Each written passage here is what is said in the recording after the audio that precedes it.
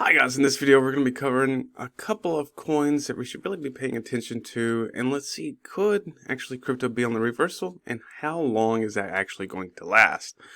Right, so if you haven't already, do subscribe, drop a comment, and hit the bell, and follow us for more videos.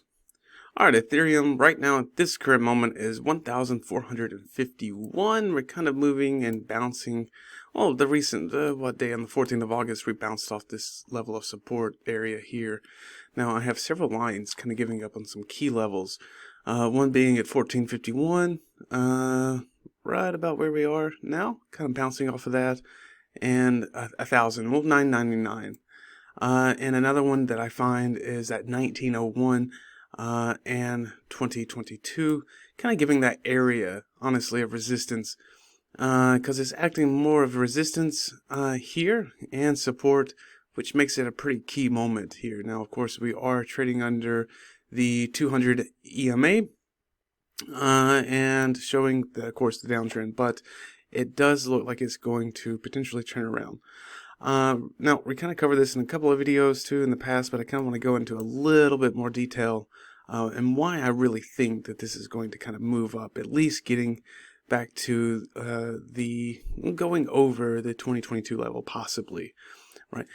So this is the daily chart. If I jump in and go to the weekly chart, right? Let me just get a little moved in here, right? Okay. Here's I'm not the weekly. I'm sorry, the 4-hour chart. Kind of giving this now at this current moment, and I'm going to zoom in just a little bit for you guys.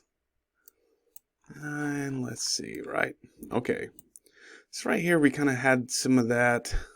Oh, well, some strength coming in, a little bit of a momentum, a price rejection right here, and coming up, of course, a rejection of a higher high, kind of coming in, but then we do have this hammer forming up, and now we have a doji kind of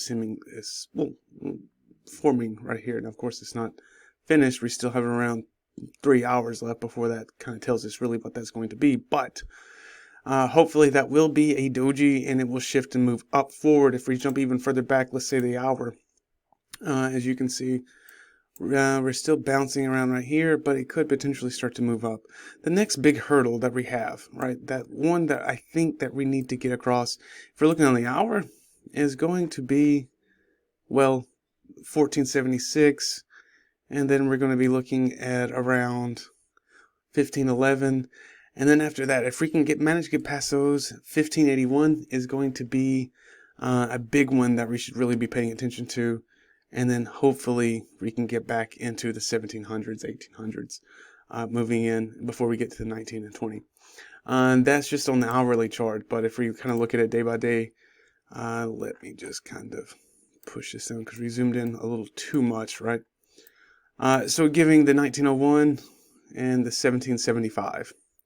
Right, this is being on the daily. This one's you're going to see some resistance, some opposing selling power coming in, people going short, right? It's going to be right here around 1624.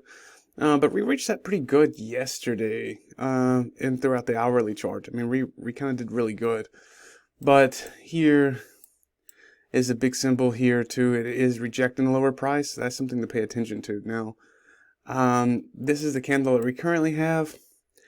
But if I have a good feeling, I think it will kind of start to move into a momentum candle. But we do have this rejection. Best case that we can have and look for is for today to reject this low and then start to push forward back up and hopefully gain some momentum. Even as far as looking at the MAC, right? Kind of hard to call, right? You can see that it's very, very hard to call between the 50 and the 200 EMA.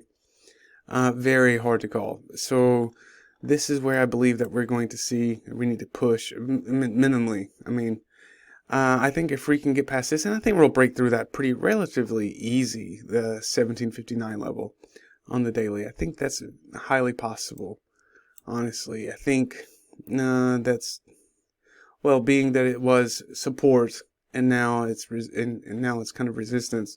If we can push past that and move forward up around this area, right?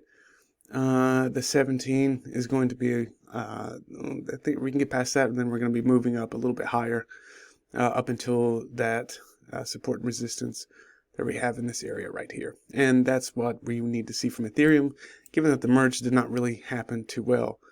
Now, next thing here, though, if we start to see rejection candles coming in around the 1614 level, and that's a possibility, right, to see some of that opposing power right here, it would signal that this is kind of not so great, right?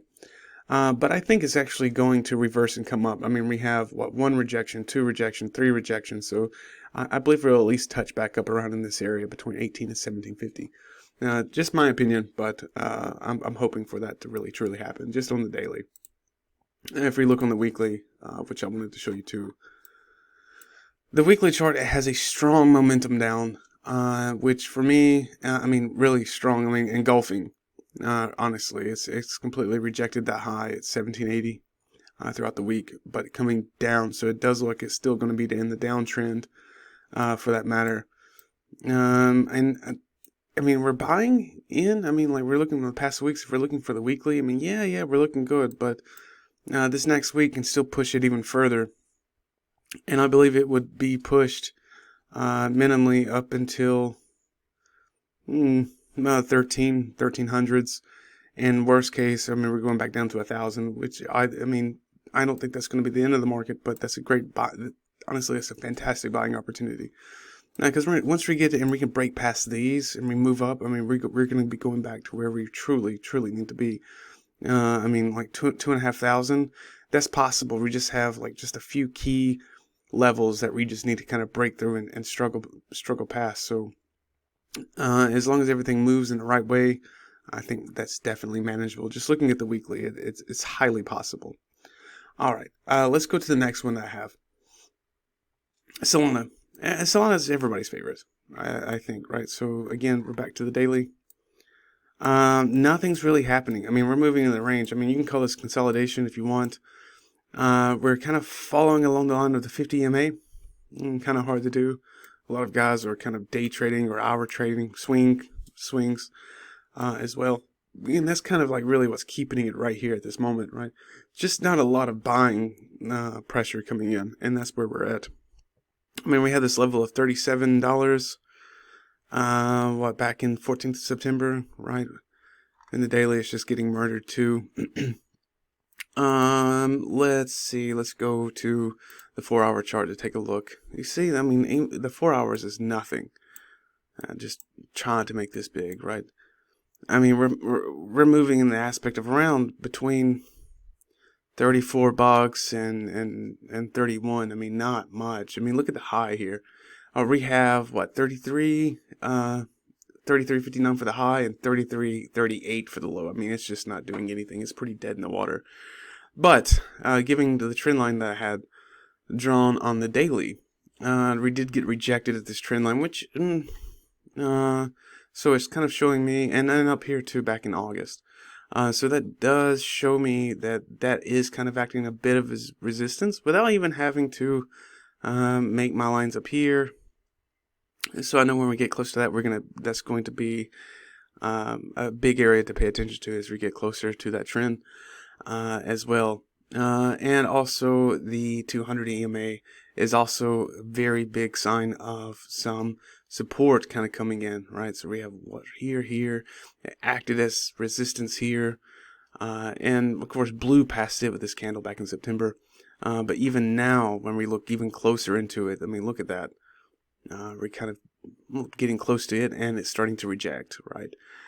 This candle, but given the daily, if everything works out good, it will move past, right? We need to see that swap, but to be honest, where I see these 3 wicks, they're not really long wicks, but I'm going to be expecting for it to kind of start going back down, probably potentially touching between the 32 area again. So Solana's not really doing too much here. XRP too on the dollar, kind of giving here. Let me just make it a little bit bigger. It had a pretty good push for the last couple of days, 17, 18. And if we look today, some kind of argumentary, it looks like it's gaining momentum at the moment.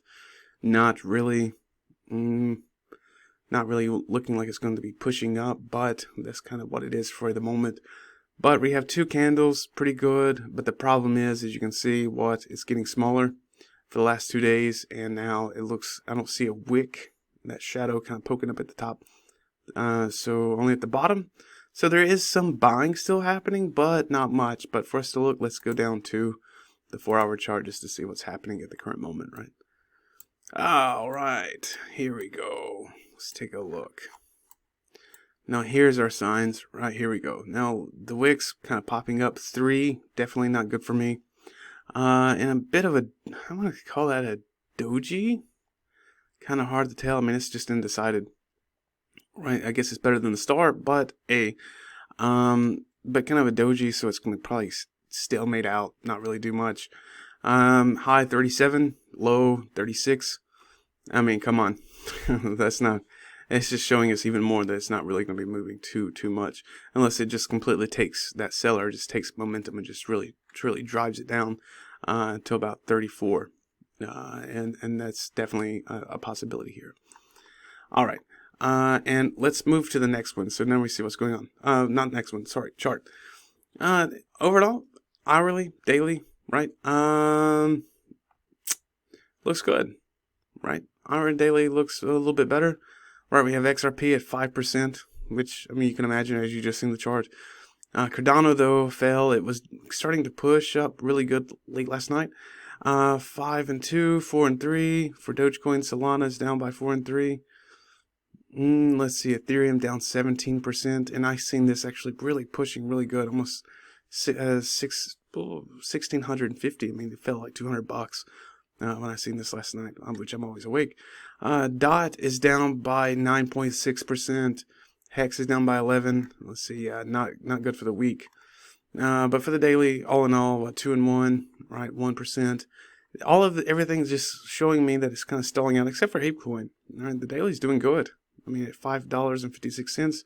Week is at 9.8. Pretty good averages here. Not too bad. All right, guys. Thank you for watching. That's all I have for today. Do subscribe, drop a comment below, and I will see you again next time.